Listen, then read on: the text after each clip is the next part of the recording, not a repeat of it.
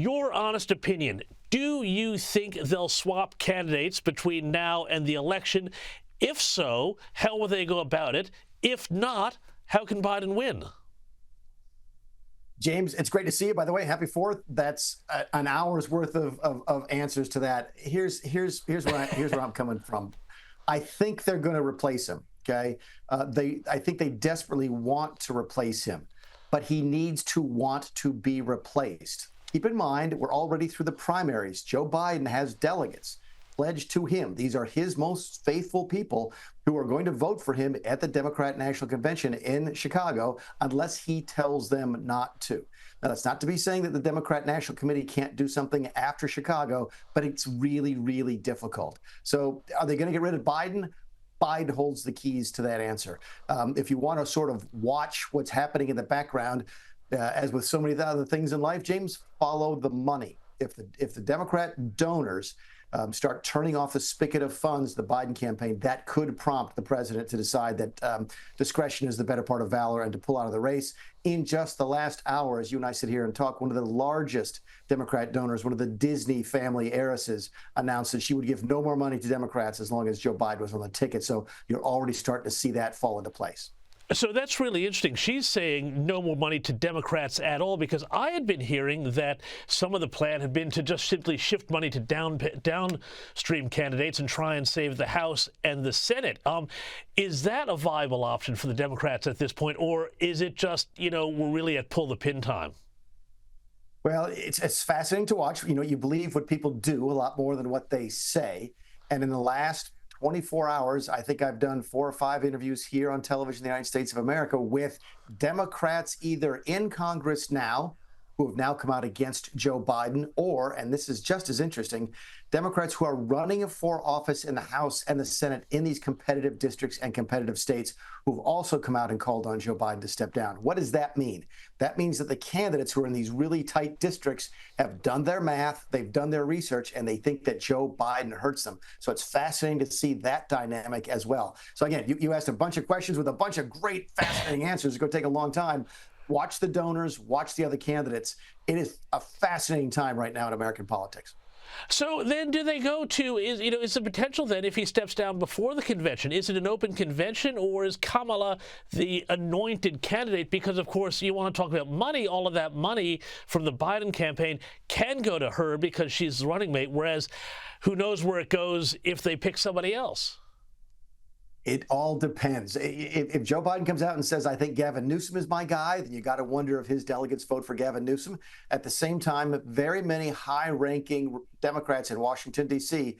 have already lined up behind Kamala Harris. Names that you won't be familiar to your viewers in Australia. Jim Clyburn, you probably know that name, longtime leader of the Congressional Black Caucus, probably the second biggest name in African-American politics in this country after Barack Obama, has made it very clear that if Joe Biden is not at the top of the ticket, Kamala Harris will be his candidate. So you're already seeing those sorts of dynamics as well. Again, there's so many different moving pieces, and there's news every half an hour. There's going to be a huge interview with one of the leading Democrat news networks here by the end of the day tomorrow with President Biden.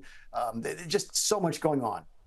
It's wild. Now, on the other side of the equation, of course, Donald Trump. And one thing that a number of people have been saying to me is, hey, look how quiet he has been staying during all of this. He's kind of letting Biden and the Democrats self-immolate here. Is this a deliberate strategy, and does this play out of advice that I know he was given before the debate, which was just to step back and let Biden fall over of his own weight? Two different answers to that, both pointing in sort of the same direction. It's axiomatic in politics, not just in this country, but all around the world, that when your opponent is digging a hole, you don't take away his or her shovel. And Donald Trump did that to Joe Biden back in the first debate in 2020. Joe Biden was really struggling in that debate, struggling to give straight answers, and Donald Trump kept interrupting him. And generally accepted that he lost the debate because of that. I think he learned the lesson. And you could see a part of the debate from last Thursday night when he sort of looked over at Joe Biden.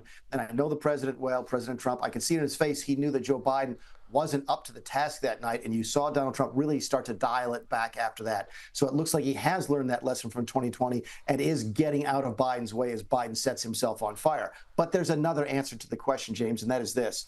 You're talking to Republicans who are already starting to say to themselves, you know what? Maybe we shouldn't push too hard to get rid of Joe Biden because we're pretty sure we can beat him, and we're not sure if we can beat the next person in line. They think they can beat Kamala Harris. Most people do, but they're not sure how they match up against the governor of California, the governor of Michigan, the governor of Maryland. So there's a lot of question marks there. So there may be a couple of different reasons you've seen Donald Trump spend a little bit more time on the golf course the last couple of days. Indeed. Now, I want to ask you this question. I want to draw on your experience, Mick, in the White House as a chief of staff. How do you rate how the White House, the Biden White House, is managing this? I mean, we've seen these train wreck press conferences. Let me just play a little bit of Karine Jean-Pierre making absurd excuses for Joe Biden. Have a look at this. Hold on a second. There's a cold. There's a jet lag. You combine that. He continues to work on for the American people day in and day out, around the clock. Things happen. He is as sharp as ever, as I have known him to be in my engagement and my experience with him.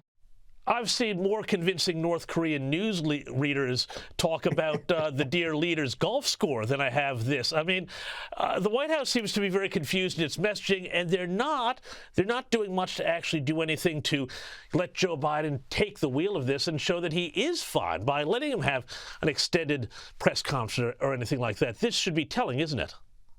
Yeah, I'm one of the few people you probably know who has actually spent time with the North Korean communications team, and you're absolutely right. This is an absolute disaster from this White House. The debate was bad, James. It really was. I think what's frightening just as many large Democrat donors, big names in the Democrat world, is the way the White House has handled the matter since the debate ended. It has been mixed messaging, one after the other. You heard Karine Jean-Pierre say that, well, he had a cold, it was world travel. That's not an answer. And one of the things that's different nowadays is that it used to be that she would get these questions from the right-leaning press, to the extent that exists in this country, and she'd give those types of canned answers, and nobody would care. The questions now are coming from the left-leaning press, and they're really starting to push back hard on this White House. There's a war right now between the New York Times, the Washington Post, CNN, MSNBC, and this White House over how they have handled this. So you asked the question at the top of this section, which is, how is the White House handling it? Really, really, really poorly. In fact, they have made things worse since the end of the debate, not better. And I'll tell you what, Mick, from the start of when I started airing this show, I said that this White House press corps was in an abusive relationship with this White House, and now they are jilted and they're furious, and that's what we're seeing right now. Mick Mulvaney, thank you so much for your time this evening.